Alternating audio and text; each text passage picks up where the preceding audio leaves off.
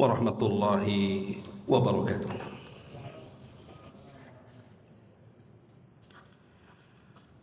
Alhamdulillah, alhamdulillahilladzi arsala rasulahu bil huda wa dinil haqq liyudhhirahu 'alad dini kullihi wa kafa billahi shahida wa kafa billahi wakila. Asyhadu an la ilaha illallah wahdahu rabbi la syarika lah wa asyhadu anna Muhammadan abduhu wa rasuluhu alladzi la nabiyya ba'dah. Faqala Allah azza wa jalla fi muhkami tanzilihi ba'da a'udzu billahi minasy syaithanir rajim.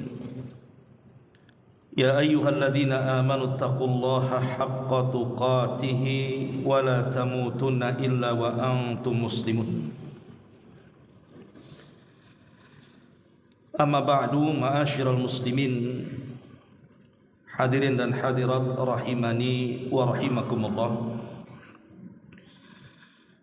Alhamdulillah, di malam hari ini setelah beberapa waktu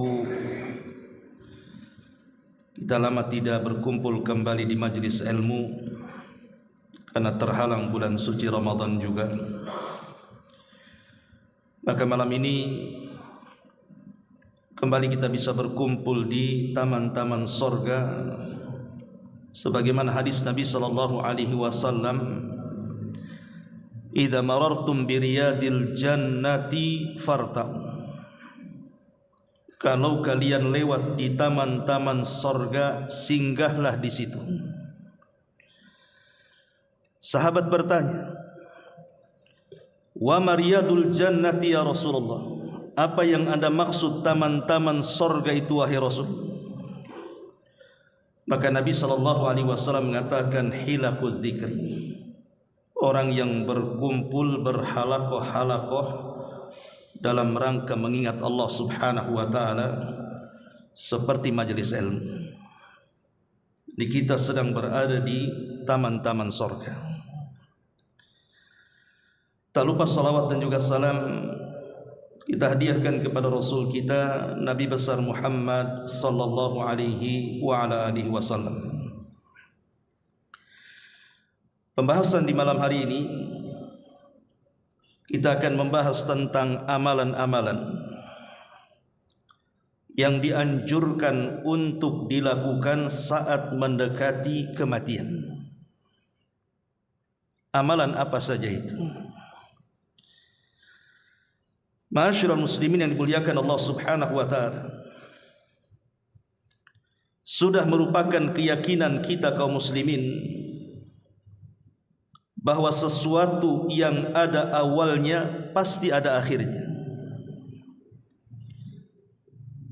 Karena di dunia ini tidak ada yang abadi. Karena Allah subhanahu wa ta'ala dengan tegas dalam Al-Quran mengatakan, kullu nafsin dha'iqatul maut, setiap jiwa itu pasti disentuh dengan kematian. Dan kematian itu sesuatu kepastian, bukan sebuah angan-angan. Kalau cita-cita di dunia bisa terjadi, bisa tidak. Tapi kalau kematian tidak bisa dicita-citakan, ataupun menolak cita-cita untuk tidak mati. Maka dari sini Nabi SAW mengatakan dalam sebuah hadis, akthiru min dzikri hadhimil ladzatil maut, perbanyak oleh kalian mengingatkan akan sesuatu yang bisa menghancurkan kenikmatan kalian, bahkan memutus syahwat kalian, itulah kematian, kata Rasul. Ma'asyiral muslimin yang dimuliakan Allah subhanahu wa ta'ala, bahkan sebagian para ulama sampai memberikan nasihat, terutama orang-orang yang usianya sudah menginjak 40 tahun, atau boleh jadi lebih daripada 40 tahun. Apa kata mereka? idza balagal abdu al-arba'in faqad qadha manasikal ajal wa lam yabqa illa al-inhidar ila al-watani wa idza balagal abdu sittin faqad a'dzara Allah azza wa jalla fil ajal kama qala an-nabiy sallallahu alaihi wasallam a'dzara Allah ila imri'in a'dzara Allah ila imri'in ukhira ajaluhu hatta balagha 60 sanatan. Kata ulama salaf, apabila seorang hamba sudah mencapai usia 40 tahun, berarti sudah dekatlah ajal dia, dan tidak tersisa kecuali dia harus berhati-hati bahwa dia sedang menuju kepada kematiannya. Dan apabila seorang hamba sudah sampai di usia 60 tahun, maka Allah subhanahu wa ta'ala sudah memberikan uzur kepadanya dalam ajalnya. Makanya Nabi SAW mengatakan Allah memberikan uzur kepada seseorang yang usianya sudah sampai 60 tahun. Artinya 60 tahun itu sudah sampai kepada angka yang disabdakan Rasul, bahwa umatnya akan berkisar umurnya antara 60 sampai 70 tahun saja. Tetapi sekali lagi bahwa usia itu bukan patokan orang itu dekat dengan mati. Karena banyak juga orang-orang yang di usia 10 tahun dia mati, di 20 tahun dia mati, di 30 dia mati, dan begitu seterusnya. Karena kematian itu merupakan rahasia. Ma'asyiral muslimin yang dimuliakan Allah subhanahu wa ta'ala, makanya Nabi SAW sampai mengatakan kepada seorang sahabat namanya Tariq al-Muharibi radhiyallahu anhu. Apa kata Rasul? Ya Tariq, wahai Tariq, kata Rasul, ista'id lil mauti qabla nuzulil mauti. Persiapkan hidupmu untuk kematian sebelum datang kematian. Dari sini kita tahu bahwa banyak orang yang melalaikan kematian, padahal kematian itu kata para ulama adalah sesuatu yang sangat menakutkan. Tidak ada yang menakutkan melebihi kematian. Tapi walaupun demikian, banyak manusia melalaikan tentang kematian kan? Tentu sebabnya dua. Pertama, karena dia tidak yakin peristiwa-peristiwa yang akan terjadi setelah kematian. Dan yang kedua, karena dosa yang menumpuk dalam badannya sehingga terlalaikan mengingat dari kematian. Orang kalau tidak yakin akan peristiwa setelah kematian, pasti dia lupa dia akan mati.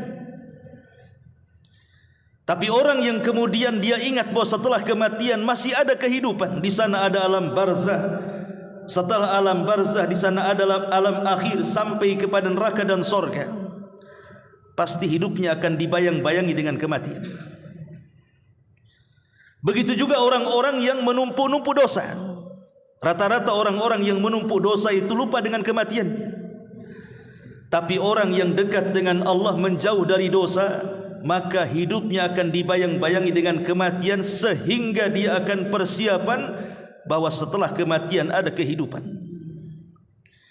Maka kajian di malam hari ini, ikhwatu fiddin muliakan Allah azza wa jalla, ada beberapa amalan yang disarankan atau dianjurkan oleh para ulama bagi orang-orang yang sudah dekat ajalnya. Tentu kita tidak tahu dekat jauhnya ajal kita kan. Kita tidak tahu apakah kita sudah dekat ajalnya ataupun tidak, karena memang ciri-ciri kematian yang pasti itu tidak ada. Kalau ada orang mengatakan bahwa tua itu ciri kematian, tidak bisa kita katakan seperti itu. Banyak juga anak muda yang meninggal sebelum mereka tua. Kalau ada orang sakit parah dikatakan ciri tanda mendekati kematian, belum tentu banyak orang sehat juga rupanya lebih dulu mati dibandingkan orang sakit. Tetapi maksudnya di sini adalah orang-orang yang sudah melihat keumuman manusia, umpamanya usianya sudah 60 atau 70 tahun, artinya kan sudah dekat dengan kematiannya, walaupun tidak ada tanda-tanda yang pasti.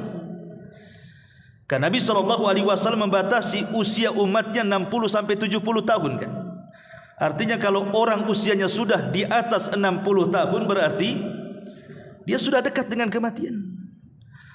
Atau orang yang sakit parah, apalagi diponis oleh dokter bahwa rata-rata penyakit seperti itu sulit obatnya dan rata-rata kalau ditangani tidak selamat.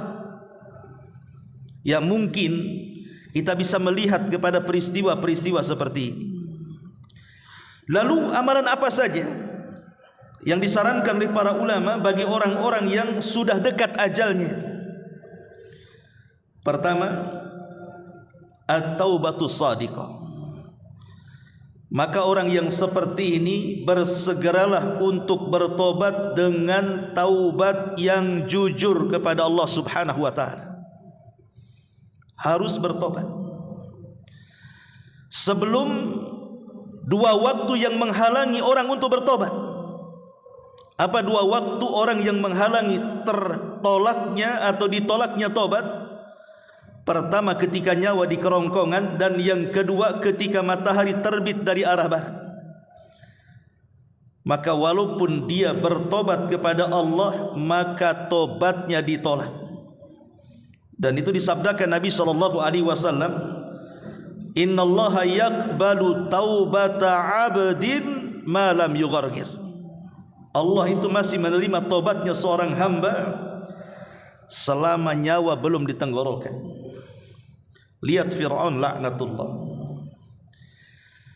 Ketika nyawa Fir'aun itu ditenggorokan, ketika hampir tenggelam, dia sempat bertobat kepada Allah. Dan dia mengatakan, amantu bima amanat bihi Banu Israel. Aku beriman sebagaimana orang-orang Bani Israel beriman kepada Musa dan ajarannya. Tapi apalah gunanya Fir'aun bertobat? Karena nyawa sudah di kerongkongan kan? Tetap saja tobatnya Fir'aun ditolak. Makanya sebelum nyawa di kerongkongan, kata para ulama, bertobatlah kepada Allah Subhanahu wa taala. Karena memperbanyak tobat dengan memperbanyak istighfar kepada Allah Subhanahu wa taala adalah jalan menuju husnul khatimah. Maka orang-orang yang dekat ajalnya bersegeralah bertobat kepada Allah Subhanahu wa taala. Apa maknanya?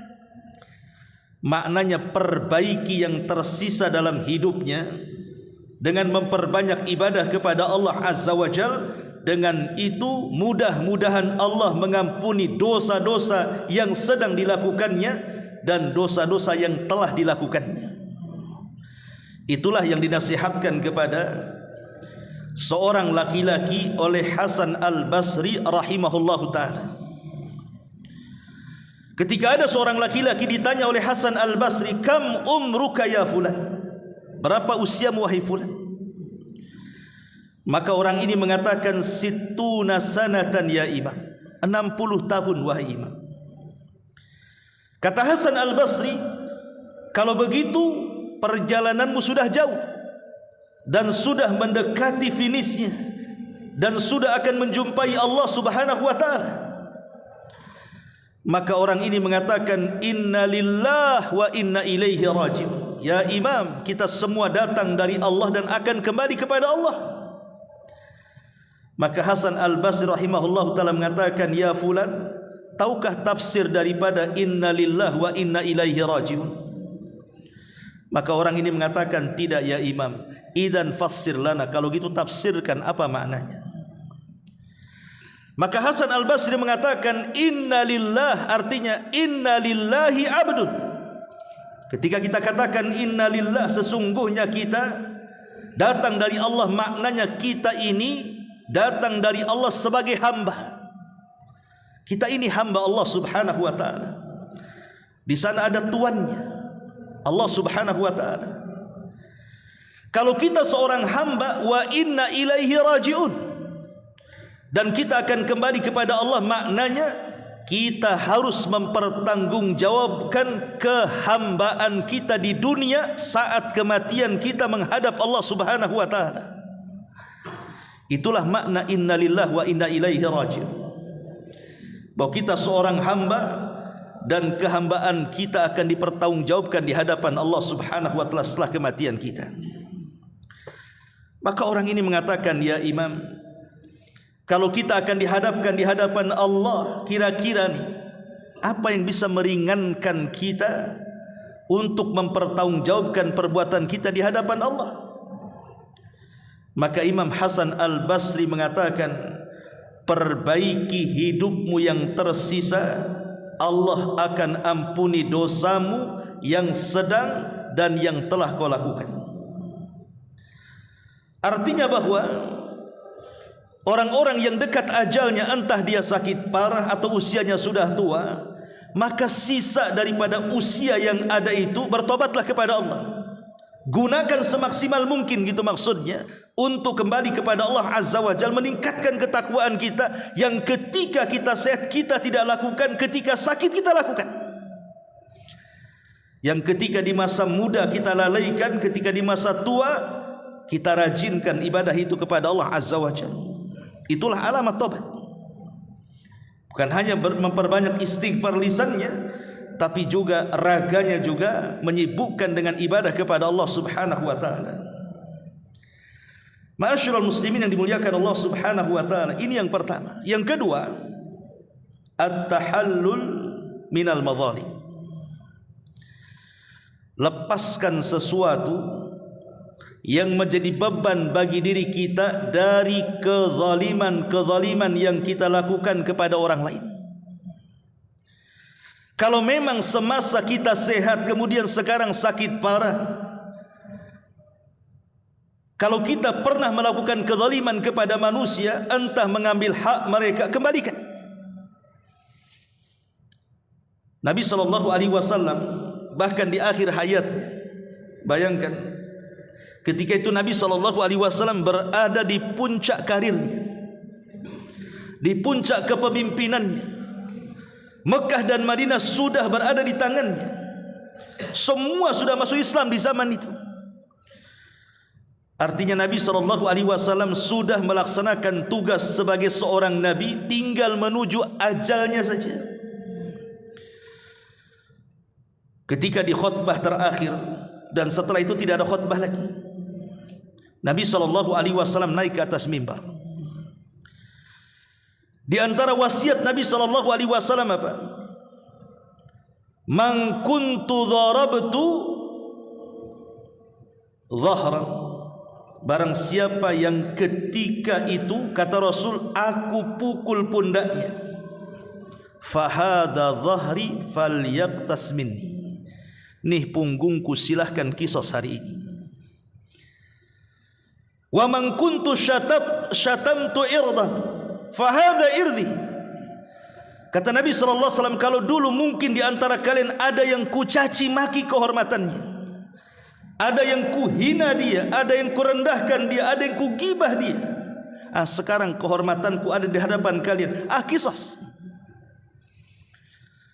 Wa man kuntu akhadtu malan, kata Rasul, atau mungkin dulu aku tidak perasa mengambil harta kalian, fahadha mali falyakhud minni. Ini hartaku, ambil sekarang. Lihat bagaimana Nabi SAW mencontohkan di ujung hayatnya ini.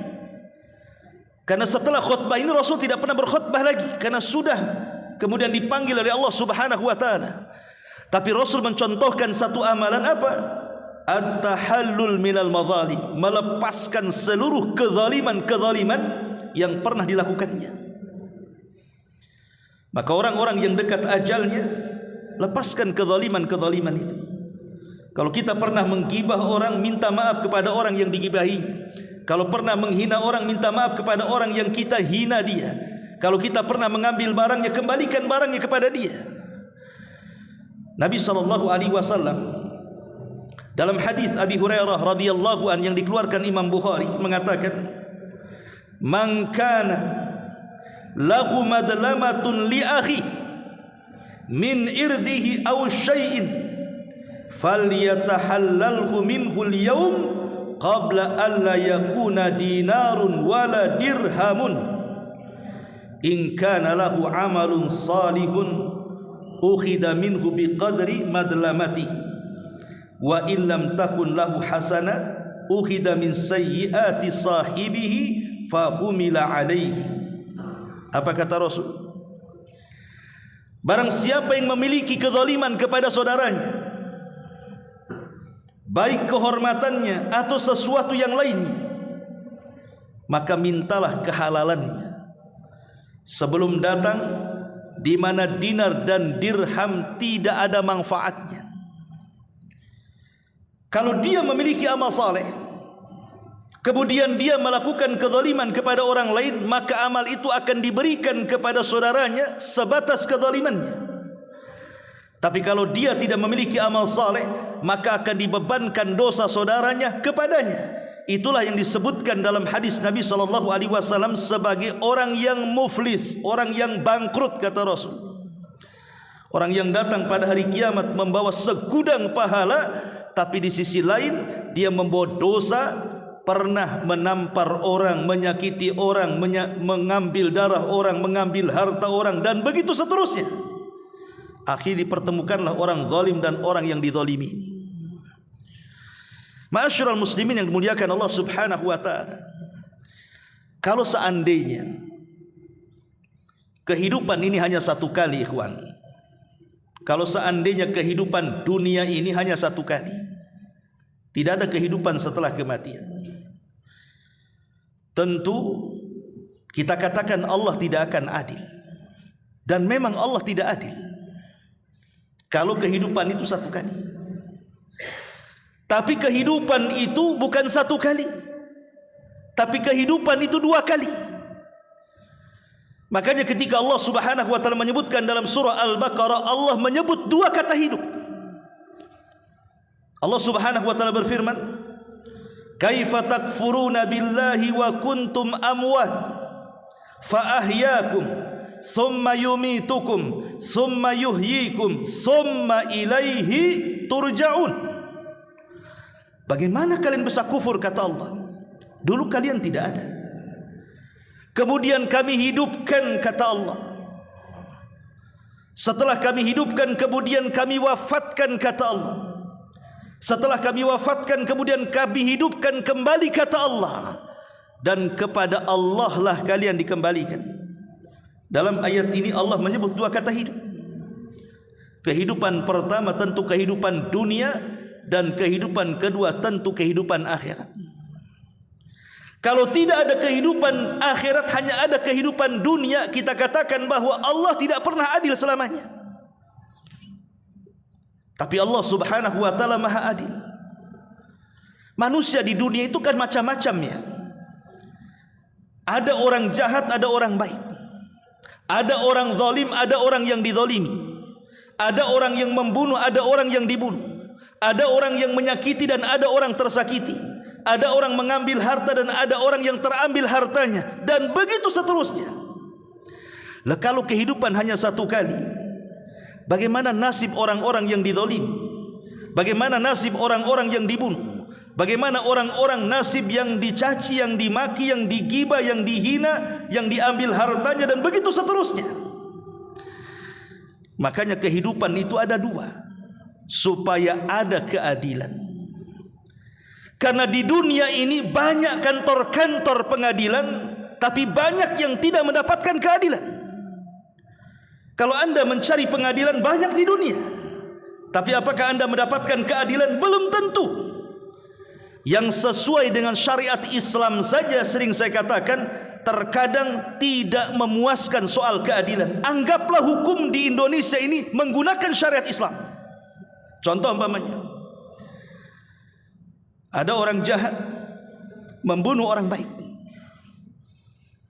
Ada preman membunuh ustadz umpamanya. Ustadz ini banyak santrinya. Akhirnya kemudian dikisaslah si preman ini karena dia sudah membunuh ustadz, dia pun dibunuh.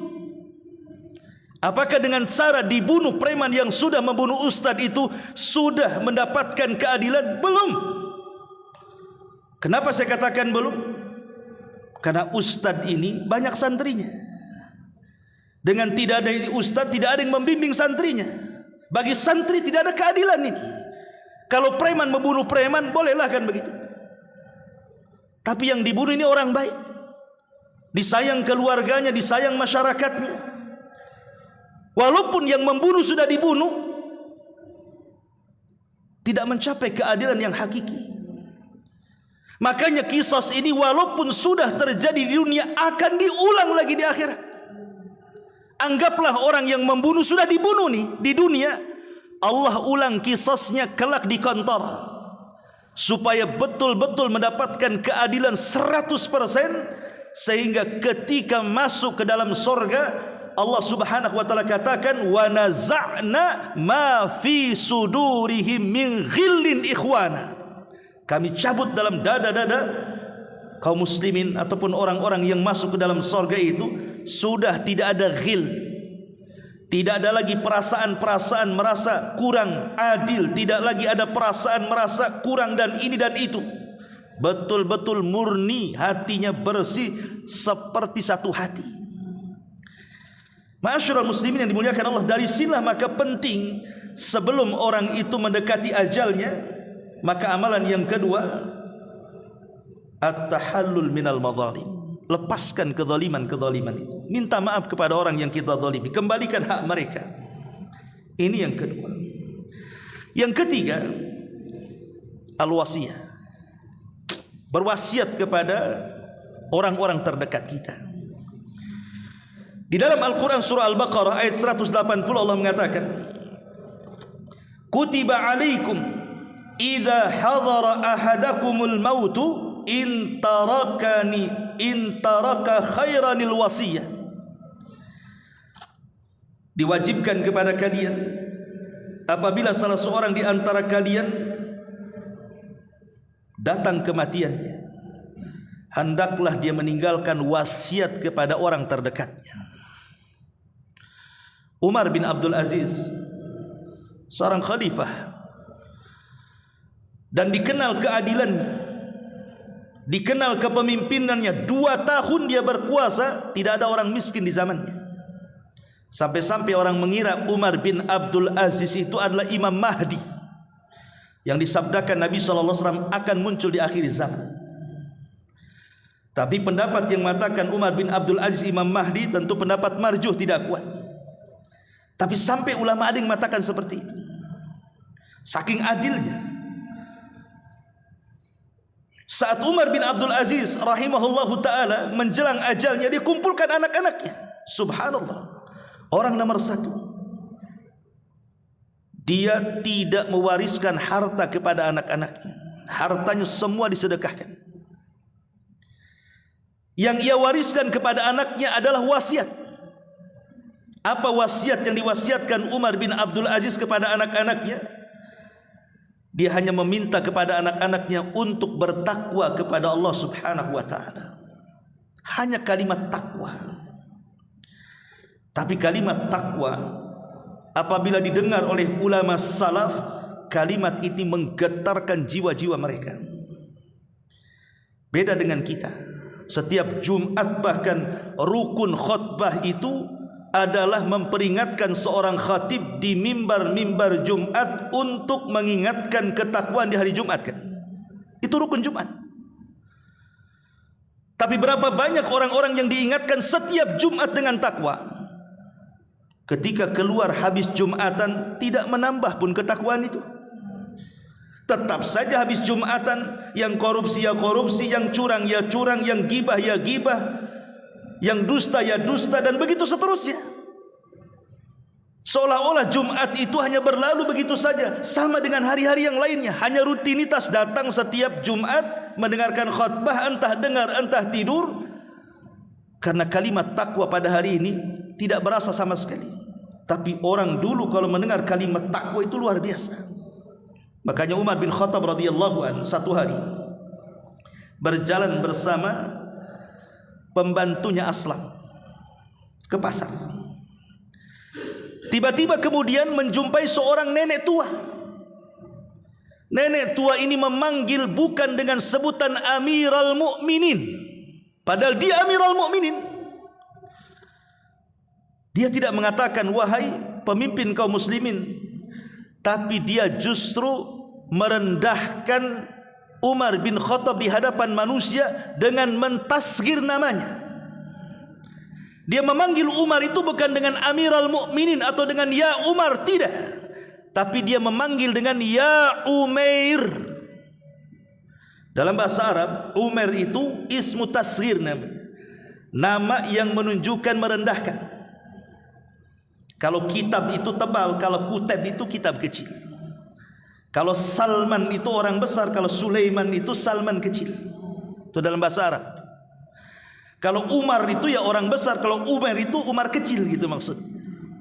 Jadi panggil dengan sebutan tasghir, merendahkan. Ya Umair katanya. Dulu kau kecil-kecil, kau suka bermain di pasar ukat katanya. Kemudian kau beranjak dewasa menjadi Umar, kemudian sekarang menjadi Amirul Mukminin. Ittaqillaha ya Umair katanya. Bertakwalah engkau wahai Umar kecil katanya. Bayangkan, wanita ini ngomong seperti ini. Tapi kalimat takwa bagi Umar bin Khattab ini wasiat yang luar biasa. Makanya Nabi SAW apabila mengutus pasukan, pertama wasiatnya adalah takwa sebelum yang lainnya. Bahkan ketika Amr bin As hendak menaklukkan Iskandariyah Mesir, tidak takluk-takluk, Umar mengirim surat kepada Amr ibn As agar bertakwa dan mengajak pasukannya untuk bertakwa. Diingatkan dengan takwa. Akhirnya Iskandar roboh. Lah Umar ketika mendengar kalimat itu langsung menangis. Aslam ini pembantunya merasa tersinggung. Bagaimanapun dia adalah tuannya, Amirul Mukminin. Kenapa wanita ini berani-berani menyebut dengan nama kecil, ya Umar? Maka Aslam mengatakan sambil hendak menghardik wanita tua itu, maka Umar mengatakan, "Da'uha, tinggalkan dia. Tidakkah kau tahu wanita itu siapa?" Kata Aslam, tidak tahu. Maka Umar bin Khattab radhiyallahu anhu mengatakan, dia adalah Haulah bintu Hakim. Haulah bintu Hakim yang suaranya didengar Allah, yang satu surat turun kepadanya, surah Mujadilah.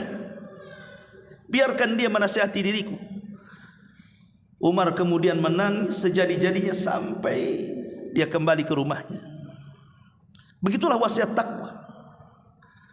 Ma'asyiral muslimin yang dimuliakan Allah, maka Umar bin Abdul Aziz inilah yang diwasiatkan kepada anak-anaknya untuk bertakwa.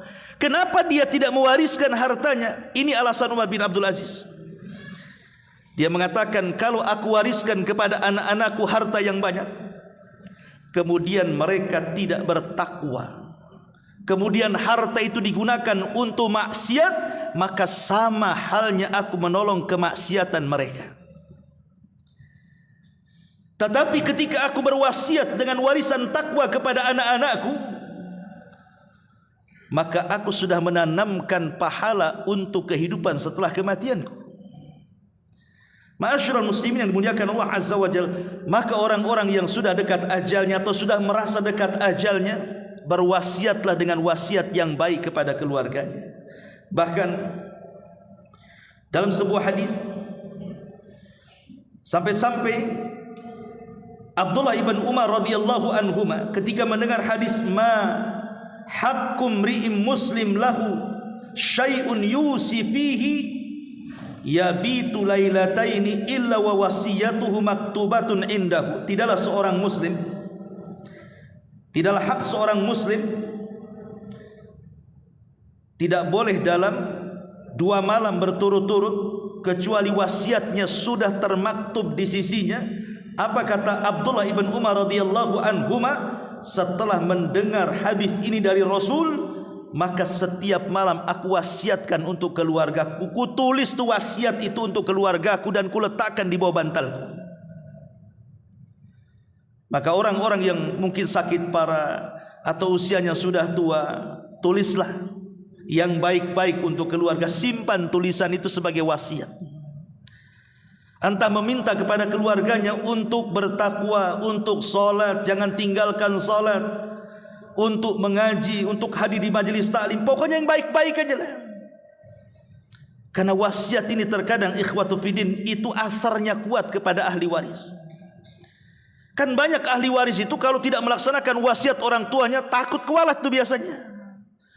Aduh, orang tua saya berwasiat nih, belum saya bisa pula melaksanakan wasiat orang tua, gimana ini? Kadang-kadang ada anak yang panik gara-gara tidak bisa melaksanakan wasiat orang tuanya kan. Dan betapa banyak anak-anak yang nakal akhirnya sadar setelah meninggal orang tuanya ketika mendengar wasiatnya itu wasiat yang baik-baik itu. Makanya yang ketiga ini penting menjelang ajal, maka amalan yang ketiga adalah berwasiatlah dengan wasiat kebaikan. Ini yang ketiga. Kemudian yang keempat, qadha'ud dain.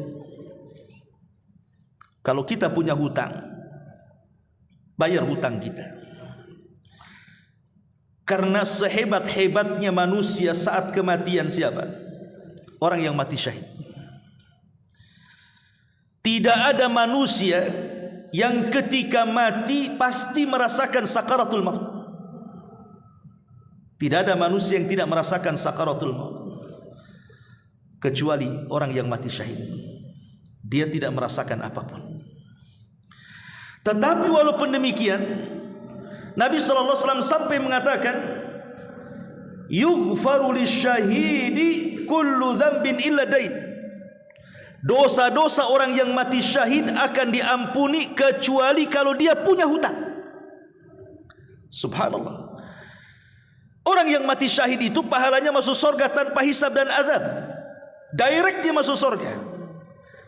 Tapi ternyata orang yang mati syahid yang keutamaannya luar biasa, yang Rasul katakan sanamul Islam, puncak daripada Islam, dosanya tertahan dengan hutangnya. Itu yang mati syahid. Macam mana orang yang tidak mati syahid mati karena penyakit? Makanya orang-orang yang sudah dekat ajalnya ingat-ingat apakah dia punya hutang atau tidak. Kalau punya hutang, bicara sama keluarganya, tolong lunas. Katakan saya punya uang, ambillah uang saya, lunasi hutang-hutang saya. Dan ahli waris juga ketika mendengar bahwa orang yang meninggal itu punya hutang, sebelum harta dibagikan maka wajib dibayarkan hutang-hutangnya dari harta orang yang mati. Catatannya, dari harta orang yang mati. Karena begini ikhwan, ada orang yang mati itu meninggalkan hutang banyak. Umpamanya ada orang mati meninggalkan hutang 1 miliar. Sementara anak-anaknya orang miskin. Jangan lagi cerita 1 miliar, untuk makan dia aja susah. Apakah anak ini wajib membayarkan hutang orang tua dari hartanya sendiri? Maka ulama mengatakan tidak wajib. Jadi kewajiban membayar hutang orang tua yang berhutang itu dari harta orang tua yang ditinggalkan alias harta waris. Tapi kalau tidak ada warisan yang ditinggalkan sementara orang tua banyak hutangnya, maka seorang anak tidak ada kewajiban membayar hutang orang tuanya dari hartanya, kecuali hanya mimbabit tabarru, hanya sekedar ingin berbuat baik kepada orang tuanya, itu saja, tapi tidak ada kewajiban. Tapi kalau dia meninggalkan harta waris, maka tidak boleh anak mengambil harta waris kalau orang tua punya hutang. Harta waris itu bayarkan hutang-hutangnya dulu, baik cukup ataupun tidak, bayarkan dulu. Setelah tidak ada hutang, barulah kemudian sisa harta itulah yang dibagi. Ma'asyiral muslimin yang dimuliakan Allah Subhanahu wa taala, ini yang keempat. Kemudian yang kelima, as-shadaqatul jariyah. Semampu mungkin, walaupun tidak harus banyak, bersedekahlah dengan sedekah yang mengalir setelah kematiannya. Orang yang dekat-dekat ajalnya itu perlu bersedekah yang sifatnya sedekah itu mengalir. Seperti apa sih sedekah mengalir itu? Nabi SAW bersabda, sab'un yajri lil abdi ajruhunna min ba'di mautihi. ada 7 perkara akan terus berjalan kepada seorang hamba pahalanya hatta setelah kematiannya.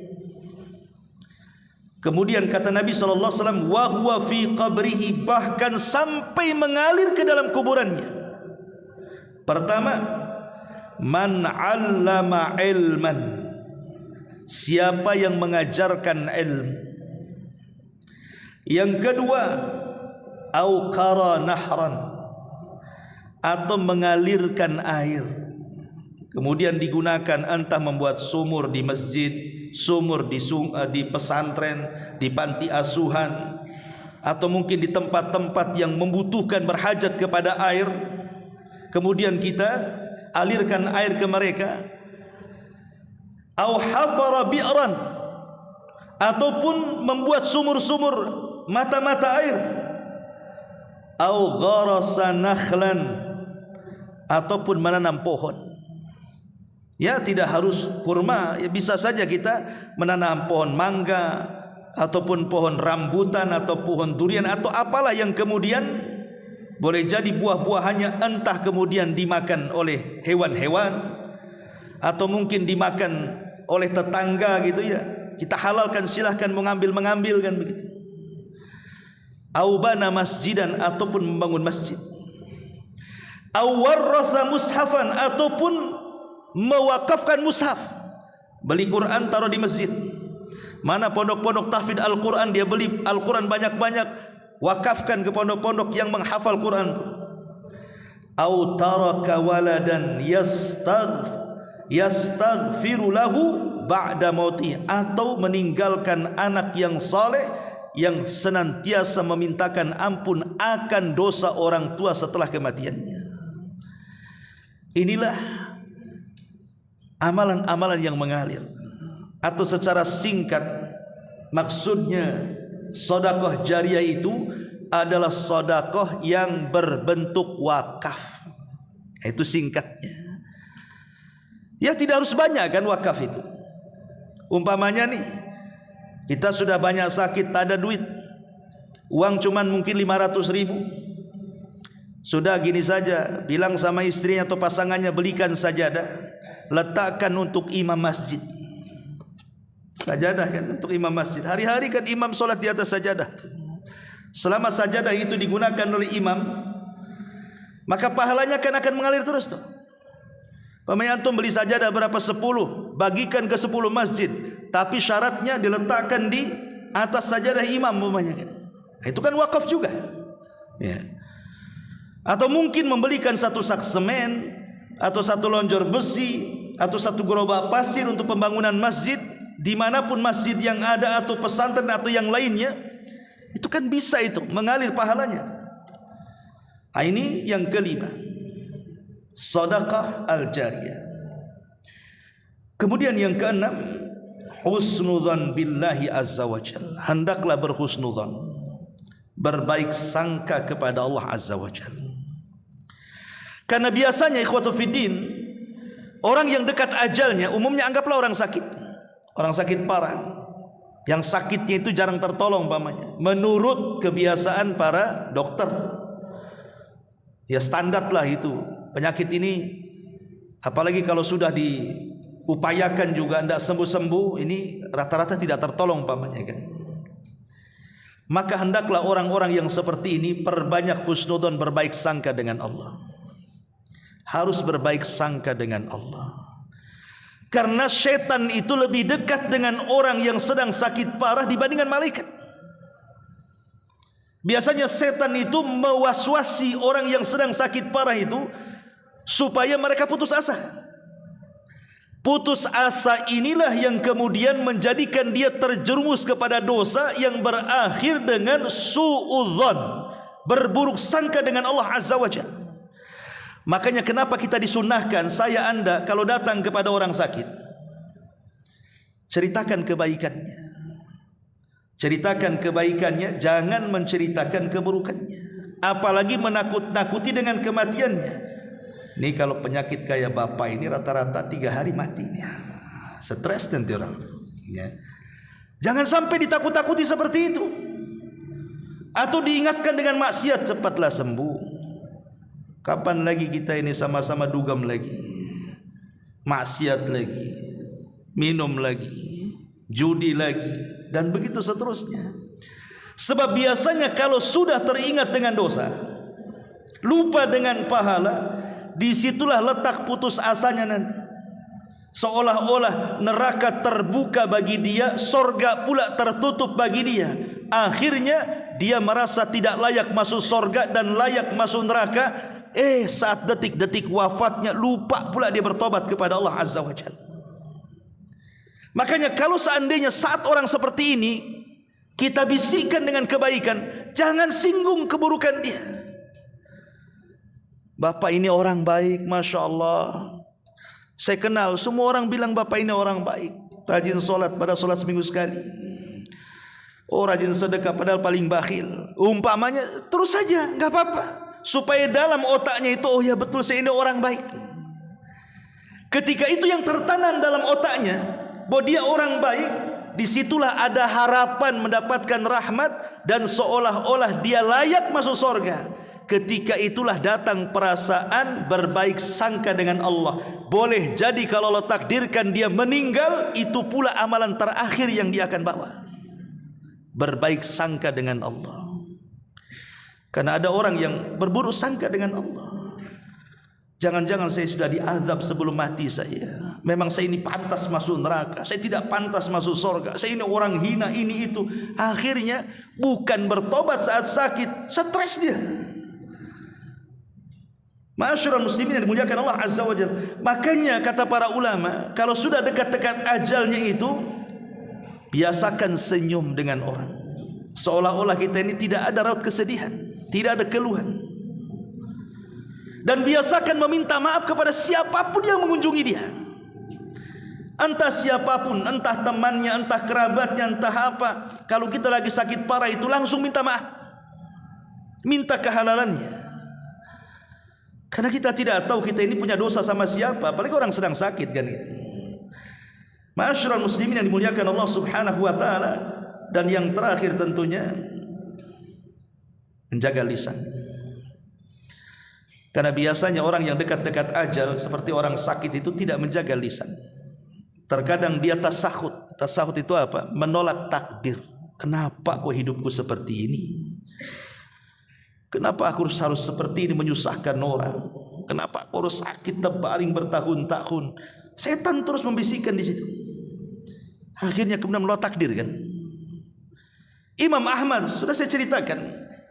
Imam Ahmad ini ketika sakit parah yang mengakibatkan kematiannya, dia sempat mengeruh. Namanya orang sakit ya, biasa kita katakan aduh kan, biasa orang sakit ngomong begitu. Namanya sakit harus ngomong apa lagi? Ya paling rendah mengatakan aduh lah. Lah Imam Ahmad itu mengucapkan kalimat aduh. Jadi murid di sampingnya mengatakan, ya Imam, innal anin kalimatun wal kalimatu tuktab. Imam, bukankah arungan kalimat aduh itu sebuah kalimat, dan kalimat itu akan dicatat, dan catatan itu akan dipertanggungjawabkan. Ketika dia mendengar kalimat nasihat dari muridnya bahwa kalimat aduh itu sebuah kalimat yang akan dicatat dan akan dipertanggungjawabkan, langsung diam dia. Tidak lagi mengatakan, dia rasakan aja sakit itu sampai ajal menjemput dia. Sampai kalimat aduh saja Imam Ahmad diam, karena takut itu sebuah kalimat yang kalimat itu akan dicatat, dan yang dicatat itu akan dipertanggungjawabkan di hadapan Allah. Karena kan yang namanya kalimat itu ada yang mengandung dosa 100%, ada yang mengandung pahala 100%, ada yang tidak mengandung dosa dan tidak pula mengandung pahala. Itulah kalimat. Tapi tiga-tiganya akan dicatat. Baik yang mengandung pahala 100% akan dicatat oleh malaikat raqib dan atid. Baik yang mengandung pahala 100% akan dicatat malaikat raqib dan atid. Ataupun yang tidak mengandung dua-duanya tetap dicatat. sebagai bentuk tugas seorang malaikat raqib dan atid, mencatat segalanya. Ma yalfidu min qaulin illa ladaihi raqibun atid. Tidak ada satu lafaz pun kecuali dicatat oleh raqib dan atid. Tapi kata Syekh Utsman Al-Khamis hafizahullah taala yang mengatakan, yang akan dihisab itu wallahu alam, kata beliau, adalah dua, kalimat yang mengandung dosa dan kalimat yang mengandung pahala. Adapun kalimat yang tidak mengandung dosa dan pahala tidak akan dihisab. Itu ijtihad beliau, wallahu a'lam. Ma'asyiral muslimin yang dimuliakan Allah Subhanahu wa taala, inilah di antara amalan-amalan yang dianjurkan, yang disebutkan oleh para ulama bagi orang-orang yang mendekati ajal kematiannya. Wallahu a'lam. Sampai di sini ikhwatu fillah dimuliakan Allah azza wajal, mudah-mudahan ada manfaatnya. Akhirul kalam, subhanakallah bihamdika asyhadu an la ilaha illa anta astaghfiruka wa atubu ilaik. Allahu ta'ala alam. Assalamualaikum warahmatullahi wabarakatuh.